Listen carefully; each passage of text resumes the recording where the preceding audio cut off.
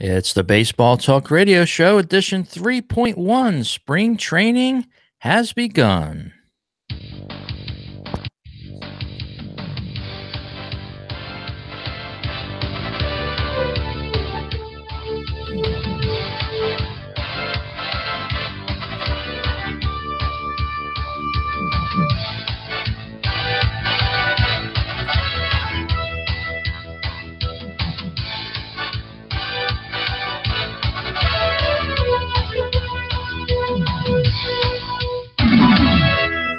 And hello and welcome to another edition of the Baseball Talk Radio Show with Rich Baxter and Gary Mack. And Rich, the games have begun.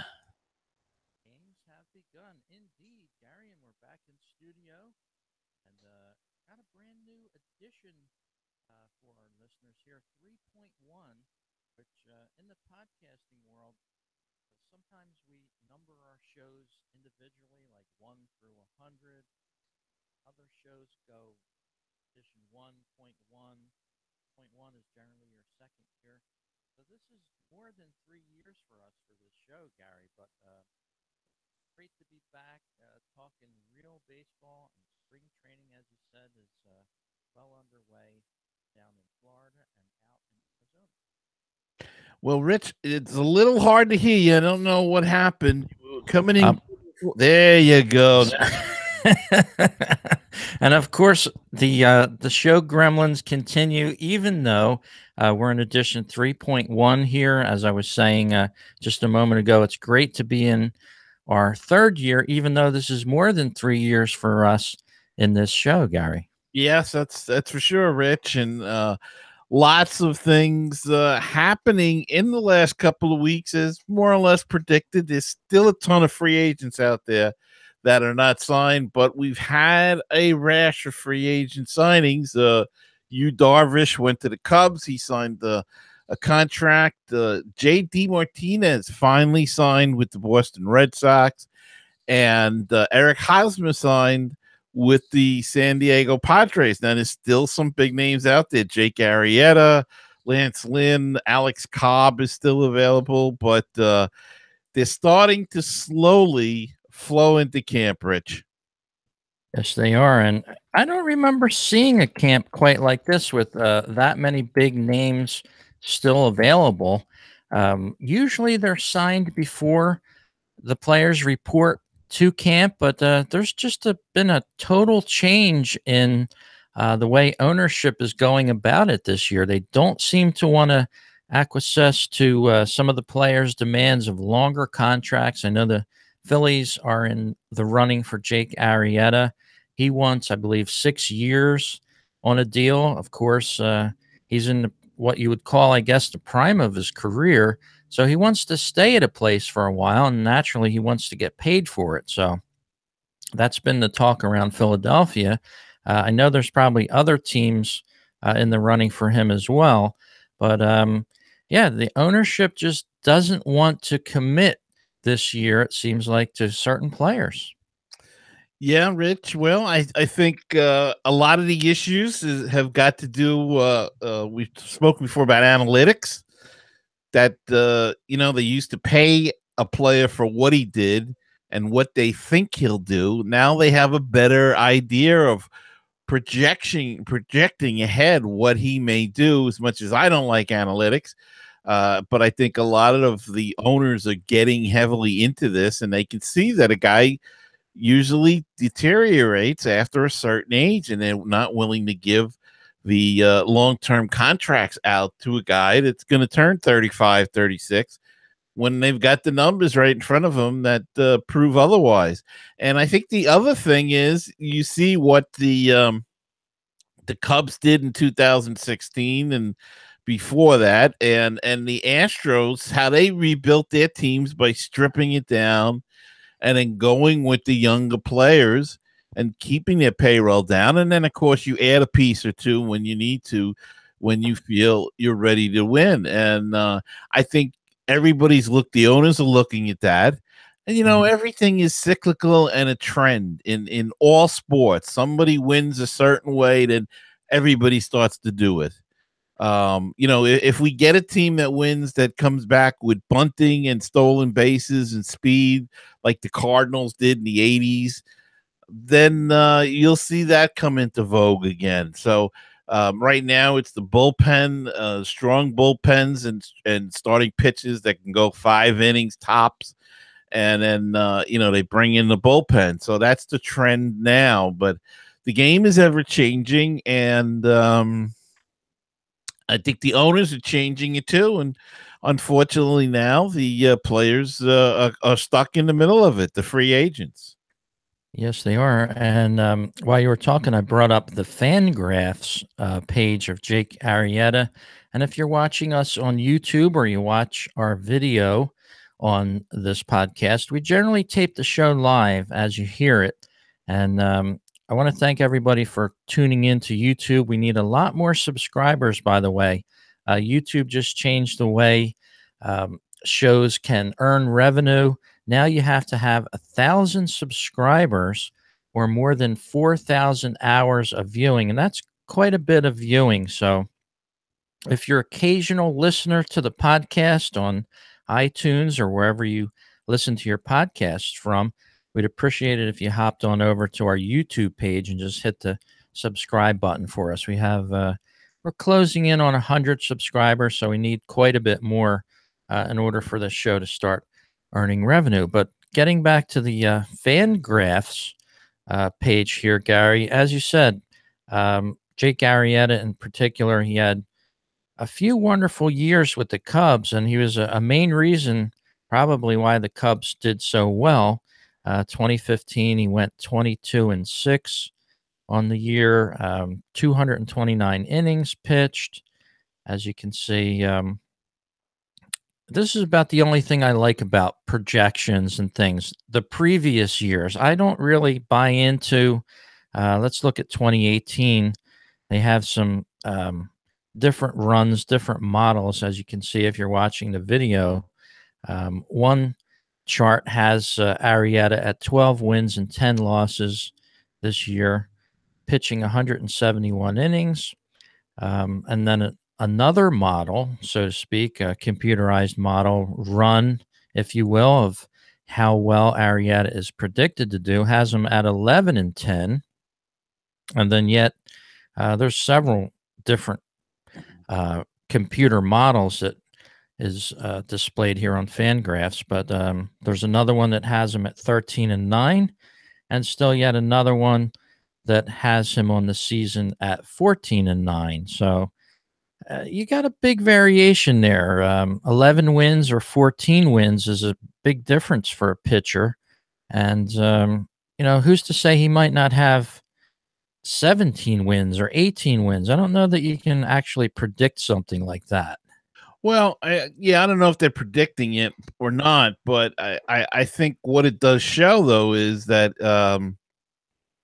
it does more or less show that they're still fairly close between the 14 and 11, and it's not showing a jump to 22 or 23 or 20 or 19. So I mean, you're talking about a guy that's anywhere from 11 to 15 to 16 game winner, and do you want to pay 30 million a year for a guy like that when you got a guy like Kershaw whose numbers are better? It'll be interesting to see his numbers next season because he'll be a free agent at the end of this year. So and that's another thing that could be hurting this class next year.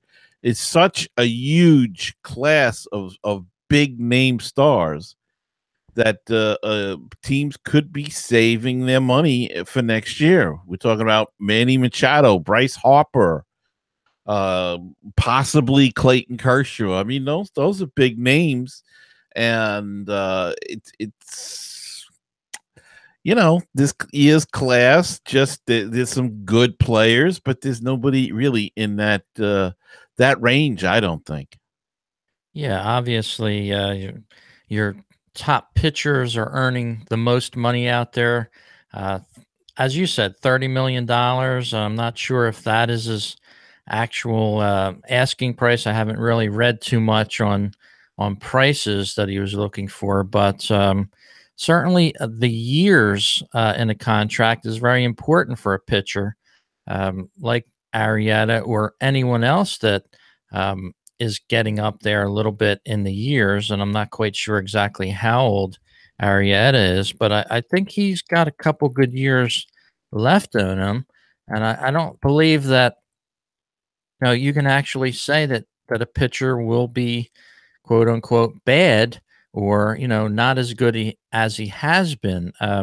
Just getting back to Arietta again, he's got a career WAR, if you like that term, of 21.7, 88 wins and 56 losses over his career with a 3.57 average.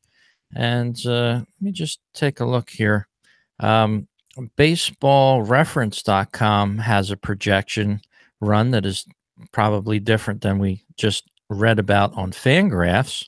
And they have him, by the way, he's 32 years old, 13-8 on the season. So, uh, yeah, 32-year-old. I don't know. Can you actually say that his career will be that worse in 5 years or six, or what's your real opinion on that? Well, I think definitely that in 5 years, a 37-year-old pitcher, we don't know how many pitches he's thrown. I mean, what's in left in that arm of his.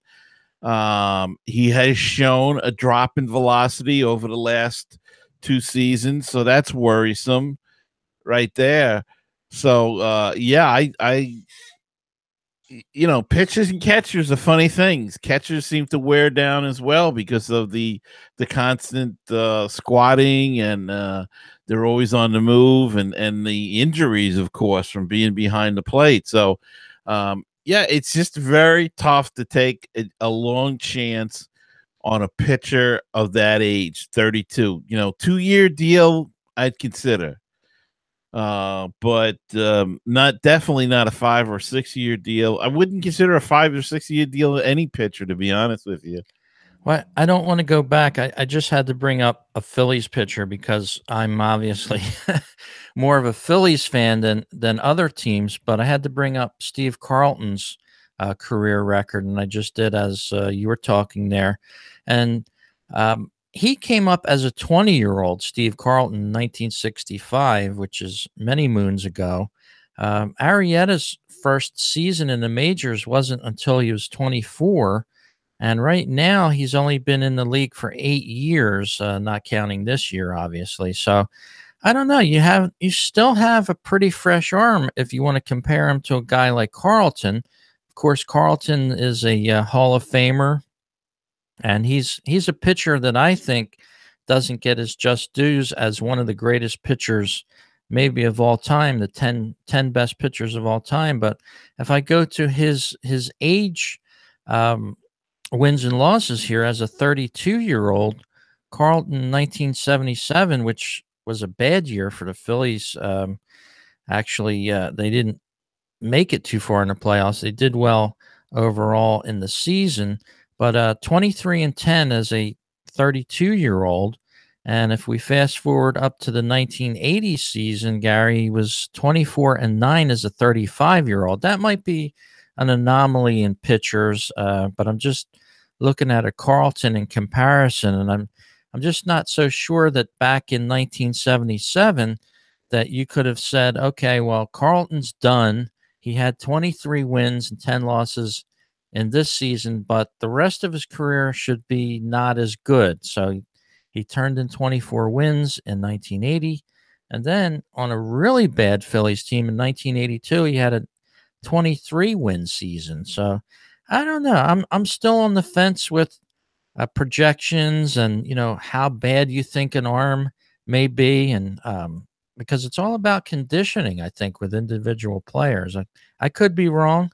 I'm not buying into the player side on this, but I'm just saying that a lot of these computer models and things like that, in my opinion, may not be worth their salt. Well, I I don't disagree totally, but this is what they're using, and it's what the players used to get the money in the first place, and now it's backfiring on them. So, um, I don't have any problem with the stuff. I think Steve Carlton. We don't get many of Steve Carlton, Nolan Ryan's guys that are productive into their 40s anymore. So, and it's a whole different thing now. Now it's a whole belief of going 100. Those guys knew how to pitch. They would Yeah. come out in the first inning and maybe throw at 85%, 90%, and have something left in the eighth, seventh, eighth, ninth inning. Nowadays, these guys want to throw through the wall with pitch one of the game. Yeah. And and then they're spent by the time the fifth inning comes around. So it's just a whole different mindset towards everything, and I think that's part of the deal. And like I said, they used the players' agents used the analytics when they first started coming out, and now the teams are using it, and it's going against the players, and they're not happy about it. But hey, that's the way it goes sometimes. And let's And face it, you know that even though he came up at 24, he was pitching in the minors, so he's still throwing pitches. And yeah. when you see the numbers over the last few years from 200 innings dropping down and the wins dropping, there's something that and the team didn't get any worse, so the team Yeah. was just as good. Yeah, getting back to Carlton, as you said, there's not too many guys that um, you can compare him to because he's a Hall of Famer and he's, in my opinion, one of the better pitchers of that era, if not, I want to say of all time. But he had an anomaly to him where he didn't speak to the press either. He had you know, a strange association with the press. He ignored them. He didn't do many interviews. He still doesn't in his retirement, and he was always criticized as being a little strange for that. But maybe in this day of social media and the spotlight's always on you, maybe he was like a savant of the future, so to speak. You've got this day and age where I just signed up for Pinterest and Instagram the other day. I never had, I've liked to read Pinterest, but I never really had an active account there. But I thought for my blog at fightingphillies.com that I would finally join the, modern top three or four social media sites and get involved there. But I was astounded at how much information and photos and things like that are shared on Instagram and places like Pinterest for baseball, which is great for the baseball fan. Don't get me wrong, but it adds another dimension to the players. Here's another avenue where everybody can view them and have opinions about them and chime in on them, so to speak. Hmm. Yeah, it's a whole different game out there now, and you've got to be a part of it. And you see some of these players on the different things, the Instagrams and the Twitter and all of that sort of thing. But it's just I think getting back to the subject, I think the owners are just being more prudent with their money, and look, they have every right to be. It's their expense, it's their business. They're the ones going out on a limb. Right. So And that's all I think it is. I don't think there's collusion. I just think that people are looking around and seeing how the minor leagues are doing, and teams are winning by building the minor leagues and bringing up the young players and all of that. And I'm right. saying, hey, why aren't we trying that? And of course, we don't want to go go into the area where the ticket prices are because with the TV revenues and other revenues that the teams are getting, they've probably never earned more money in the existence of baseball either. You've got these mega TV deals that have come down the block where it's leaving these franchises with a lot of excess millions of dollars. Some of the projects that go on in sports are publicly funded, but baseball, thank God, is for the most part um, privately funded with the stadiums and things like that. But yeah, it's great to have baseball back. As I'm talking to you on the podcast here, I'm looking at the scores. Houston Astros are playing the Braves today. Phillies and the Baltimore Orioles getting together. And Gary, your St. Louis Cardinals and your Mets are playing right now down in Florida. So that's probably an interesting game going on Got it down right there. on the old phone here watching this. So if you see me looking down, it's I'm checking out the Met game. But yeah, it's something else too about how the broadcasting. They're broadcasting it practically every game now, and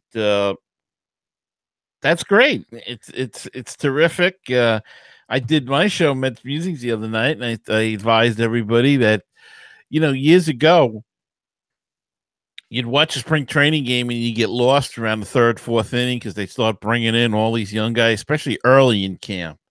Mhm. Now I think pay attention to those games. Pay attention to these players because they could come up shortly. They could be involved in the trade, and you'll know what to do. You'll know what you're talking about with these guys. I advise to watch the game and watch all the young guys because the minor leagues are where things are starting to happen in the major league. So, what do they say? See the stars before they're stars, or something like that, or I don't know. But yeah, keep an eye on it. Spring training is a good time to watch that and see what, if anything, you have on the farm. Yeah, and of course, as you said, check out some minor league games this year if you can. Um, it's baseball at a reduced price, and it's great baseball. I know I checked out a workout of a college team, and I'm going to be checking out some college baseball this year myself, and just get around to a couple different colleges to check that out. I've always wanted to take in a University of Penn game.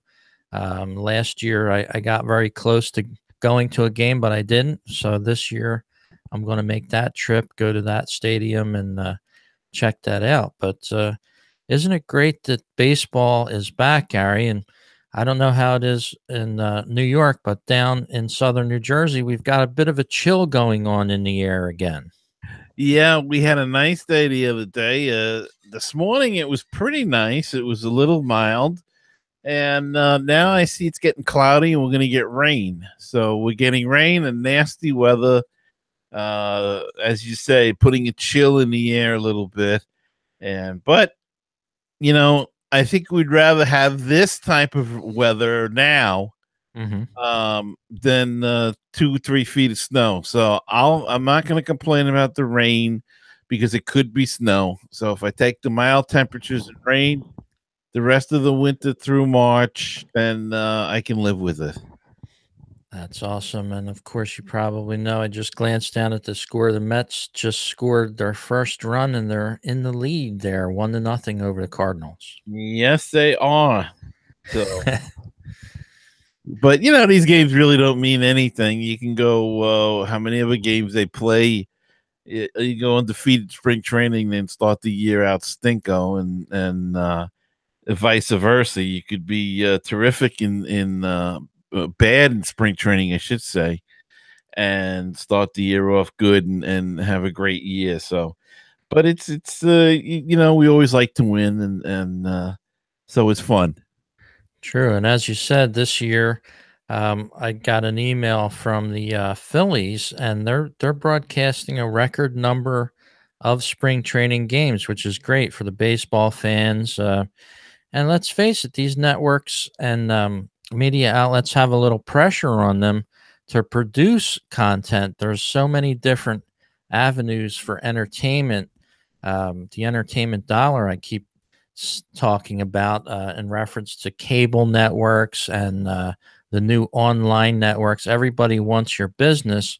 as a consumer, and it's sort of putting a little onus on some of these companies to, yeah, offer spring training content. Whereas before, like you said, back in the 80s and the 90s, and maybe even into the 2000s, it was unheard of to broadcast that many games. Oh yeah, I mean, as a kid, you'd see maybe 2 games a week, and then the Saturday game of the week, was on, and then, your team maybe would broadcast on Sunday, and then they might broadcast 2 more times during the week, and that was it, and then it increased every year, and then, of course, cable came out, and, cable, when they first came out, they broadcast practically all the games, and then the ones, of course, were on, the local television station, and cable would pick up a lot of the other ones. And what was interesting about that in those days, Rich, Hmm.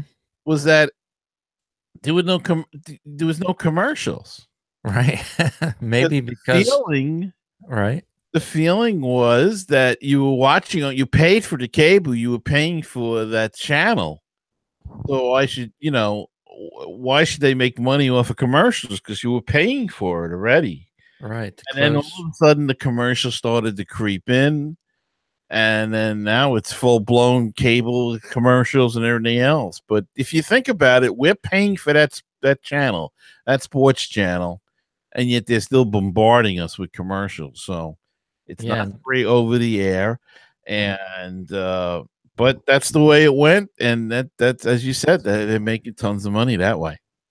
Yeah. So, great to see baseball back, and it just not alarming, but concerning the way certain ownerships have approached this season with some of those players that are still on the fences. I can understand that some of them probably are asking too much, maybe more than a team would pay for them. But in this day and age where everybody seems to be making money, including the teams themselves off the baseball contracts and all, it's kind of strange that they're not they're keeping their pocketbooks a little tight this year, and their wallets, Well, that's the that's our system. You're in it to make money, and they want to make as much as they can. And I really, it's hard to blame them because they put up the money in the first place, and so it's up to them to decide what they want to do. But you do make money if you spend it and win. So there's that aspect of it. And Rich, you were saying it's great to have baseball back, but it's not going to be quite the same game that we used to. There was some changes going to be taking place this year. Okay, yeah, we talked about that a little briefly, and I didn't really hear much about it. I haven't been tuning in, fine tuning into that. But you were telling me about 6 visits maximum to the mound over a game. Yes, it's the whole big thing is we've been talking about is all of this pace of play stuff to get the game quicker. And one of the things that they're going to do this season is mound visits. They will be limited to 6 per team per 9 innings. Teams will receive an additional visit for every extra inning played. Any manager, coach, or player visit to the mound will count as a mound visit. Visits to the mound to clean cleats in rainy weather or to check on an injury or potential injury or after the announcement of an offensive substitution are accepted. Also, normal communications between player and pitcher that do not require either to vacate the position on the field do not count as a visit. If a team is out of visits, the umpire will have the discretion to grant a visit at the catcher's request if he believes there has been a cross up between the pitcher and catcher. So, you are going to see, I think, in a tight game, if a team is out of mound visits, you're going to see umpires learning to duck their heads because I think there's going to be a signal that throw this one 3 feet high. throw it to the backstop or whatever. Hopefully there's nobody on or anything, but Mhm. because we need to discuss the signals, and that'll give an excuse to have a mound visit if they create the problem. Uh, I don't know. There was some other rumors too that came about that I really would not be in favor of, and that would be, now this is not going into effect, but this was a rumor that they were thinking about, Mhm. that letting the losing team in the final at bat put up whatever batters they wanted to. Hmm. And I don't, it's not fair. It's not right. So for instance, if you get to the eighth inning in a tight game, in an important game, and you're facing the third, fourth, and fifth hitters in the lineup, Mhm. you get through that stretch in the eighth inning, and then you figure you got 6, 7, 8 in the ninth. I got a good shot to close this game out. They would say, no, no, no, you can put up the 3, 4, and fifth hitters again in the ninth. No, I don't think. To me, that violates the rules of baseball, because then you're batting out of turn. They'd have to change that whole batting out of turn rule. They'd have to put an amendment onto it. But this is just a rumor that I think they threw it out there to see what the outcome would be, and I think people are outraged by it. But there's a number of changes that this year that's going to affect, and they think it's going to affect the pace of play. But I don't know. Yeah, to limit a mound visit, in my opinion, messes with the very framework of the game. You do have different games, especially playoff games, where important moves need to be made. There needs to be visits to the mound, and to limit it by number, I think is, not so much um, in the spirit of saving time as it is of putting a cap on things and trying to put a timer on the game. And of course, we well know, and anybody that's listened to our show over the years knows that that's why Gary and I like baseball, because at least, there is no time on the game. And basketball and football and things like that, the time clock is going to expire. Soccer, there's a time clock on that. The time clock's going to expire. But if you go to a baseball game, you could show up at 7:30, 7:05 at night to watch a game, and it usually gets done around 10 o'clock, 9:30 maybe. Um, but you could actually be there till 1 or 2 in the morning to watch a baseball game, and that's what people really love about baseball. And it's a funny thing, they've done surveys, and the surveys are showing, when they talk to people at the games, they don't want the pace of play to get any quicker, because Right. you pay that kind of money. I don't want to go to 7 o'clock game and be leaving at 8:30 from a ball game. And when you're at the ballpark, the game seems to go faster anyway because you're not at home. Right. You're not going to get up when a commercial comes on and go get a soda or go to the bathroom or do whatever, do some dishes while the game's being played. You're at the stadium, and there's other entertainment going on within the stadium itself, depending on what you're doing there and things. But my point is, the time at the stadium doesn't seem all that long. Maybe people watching at home, it seems like, 4 hours might be a long time for a game to watch on television. But if you're at the stadium, 3 hours can click on by like nothing.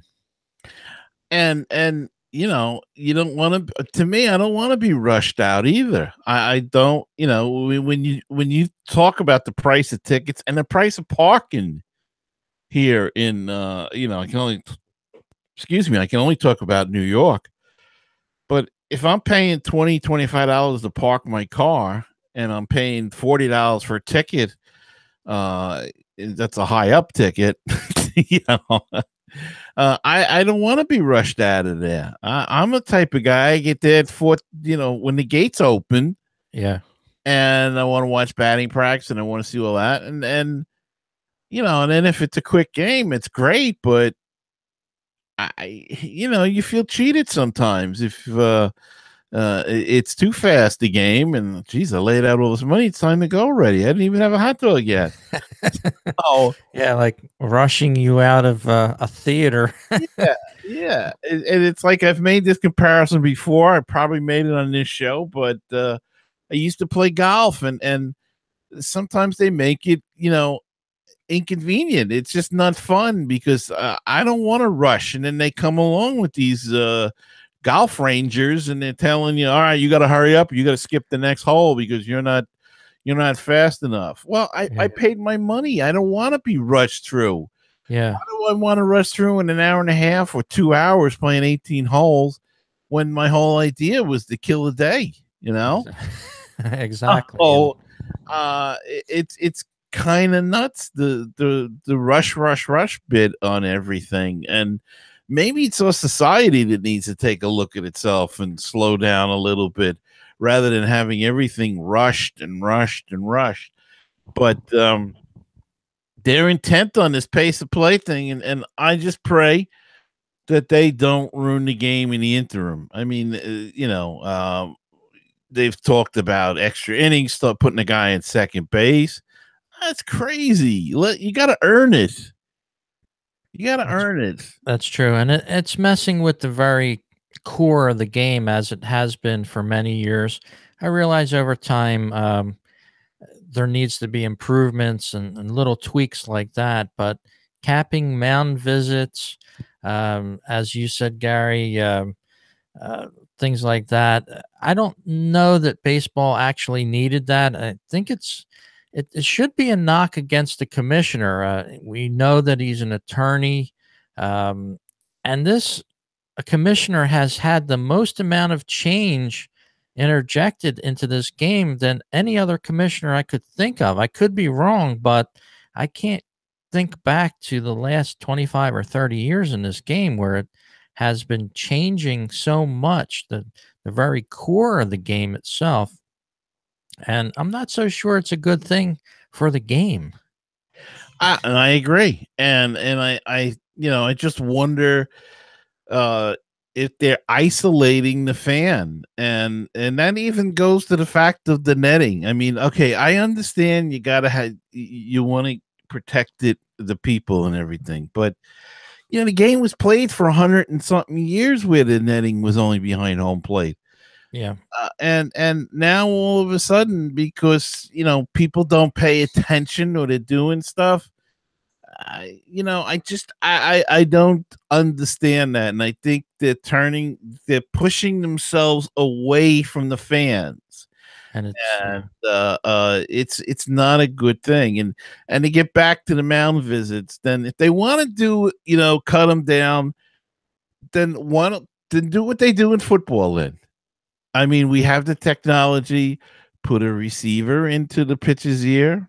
Let the pitching coach talk to him from the dugout. Then is that what we're heading for? But it could very well may be, but I'm looking forward to the season, Gary. Of course, it kicks off on baseball eve. Actually, opening day is not always opening day anymore. The season actually kicks off 3/29, which is March 29th. A nice early start for baseball, and baseball eve is March 28th. So the games have begun down in Florida and out in Arizona, Mhm. and it's just great to be a baseball fan. I'm sitting back when I hear all these changes, and I'm not someone that likes change. I don't think baseball has had many changes of this caliber, um, probably in the last 40 or 50 years. Would you agree with that? With Yeah, certain I would. number of these changes? Yeah, I would agree. And it's a lot, and yet the basis of the game remains the same, and that's really what you want. But they want to. they keep threatening, I guess is the word, to tinker with the basis of the game. And when they talk about putting a guy at second base in Yeah. extra innings, or letting the losing team bat whoever they want in the final inning, I don't go for that kind of stuff. It is what it is. And you have a pitcher that works hard, and then you're gonna say, well, you got to work hard again. Yeah. Well, it's not his problem. He worked hard when he was supposed to work hard, and that's fine and bad. It is what it is. It's the way to turn the dice and the way the lineup rolled over. So they Yeah. shouldn't have to punish him for that.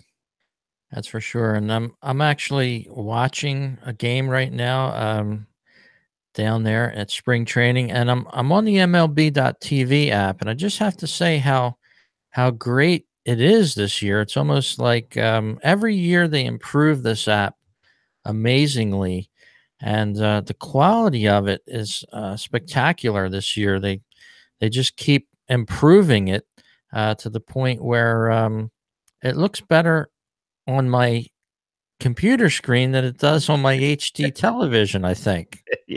Yeah, that's true. Well, it could be because it's a little smaller, so it's a little the contrast is a little bit better. But yeah, they've done a great job. And they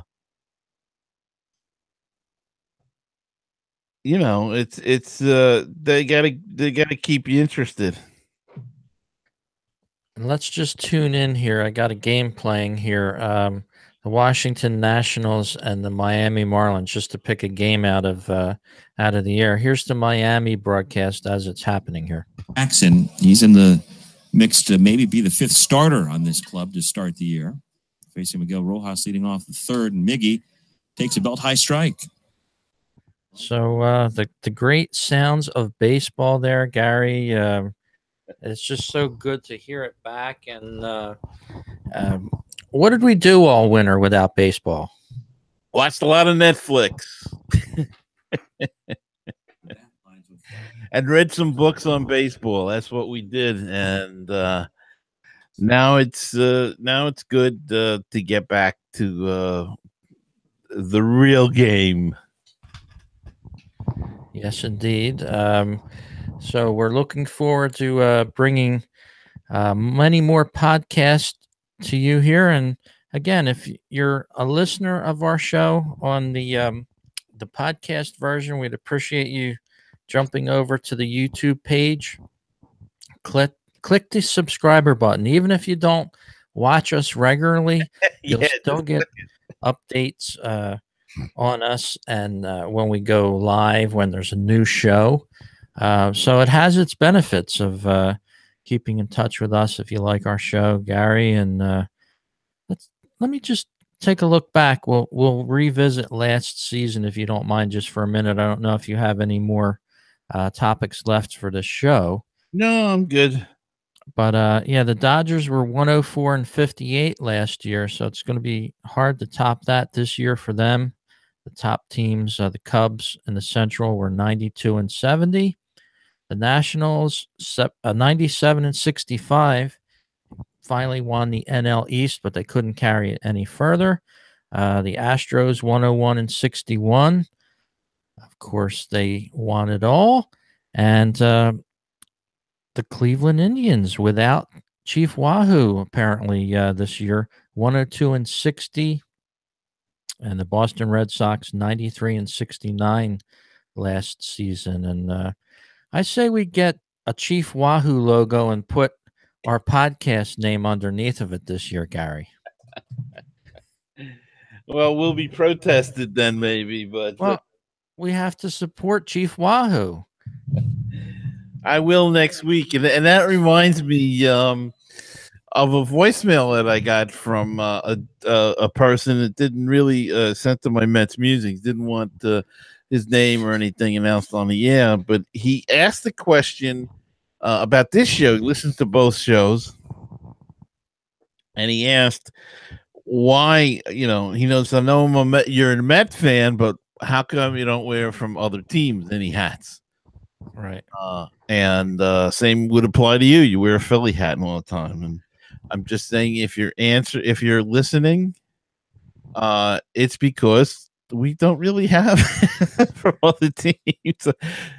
I So, actually do. I have a couple other wearables that I wear. I've worn a Miami hat, and I've worn because I lost a bet, and I wore the Chief Wahoo hat. So there is that. I've worn the Boston Cyclones, but look, if you want to send us anything, just email us at Rich's address is up there, or you can email Yeah, me. you can go to mlbthisweek.com. Contact us there. Send us an email, or at our regular email addresses for the show that we give out from time to time. That's Rich at baseballtalkradio.com and Gary at baseballtalkradio.com. It's the home for great baseball talk shows just like this one and many other individually produced podcasts on baseball, including Gary's Mets Musings. I do a Phillies Talk podcast. Um, One of our good listeners just contacted us in reference to putting his show on the air, Baseball and Barbecue, which is an interesting subject. We'll have to get him up there. But yeah, there's about 40 shows right now on baseballtalkradio.com. We have some professional ones, professional produced ones, but the majority are podcasts just like you're listening to right now from myself and Gary Mack. So appreciate you This isn't stopping by. professionally produced. Well, I mean, what I'm saying is they're getting paid to produce it. We're doing out of our love for baseball. Generally, we're not getting you know a fee, or we're not getting subsidized with advertising. Though we'd love it, and just like that one listener wrote you a letter, Gary. Yeah, we'd love to have wearables. Stop by our Patreon page. And you can link to that from mlbthisweek.com as well. You can make a small donation each week. And I'm the kind of guy, Gary, where I like to put all the proceeds towards something like that, towards the show. Mm-hmm. I won't be going out buying bottles of wine like I was at Canals Liquors last week with that money. Or cigars. Or cigars, which I'm not a cigar smoker. Just a rare occasion I might puff up a cigar, but not generally. I'm not a smoker. But yeah, we'd love to buy other stuff, and I do have a couple other things. I'll probably wear them. And we encourage you to watch the show as well, because if we're wearing our wearables and nobody's watching it, it just doesn't translate to good things for the show. Yeah, check it out on YouTube, and we even if we don't put it up there live, it's up. We put a show up there, so you can always find us. And last week's show, if you missed the last episode, it was interesting because Rich was in a liquor store, and A high end, I might add. and was actually broadcasting from there, and it came out very well, and we had a great time. And well, I'm sure he had a better time because he had the red wine going there.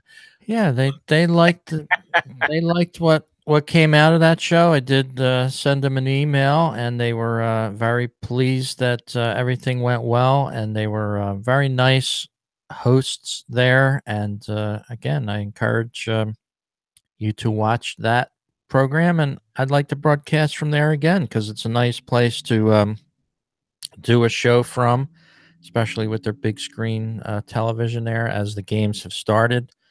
They make it available for anybody to stop by, and they will change the channel for you or give you the remote and have you change the channel. So there's not too many places around like that where you can pop in and have a nice refreshing break, watch a game, go in there with your buddies or whatever, and have a good time.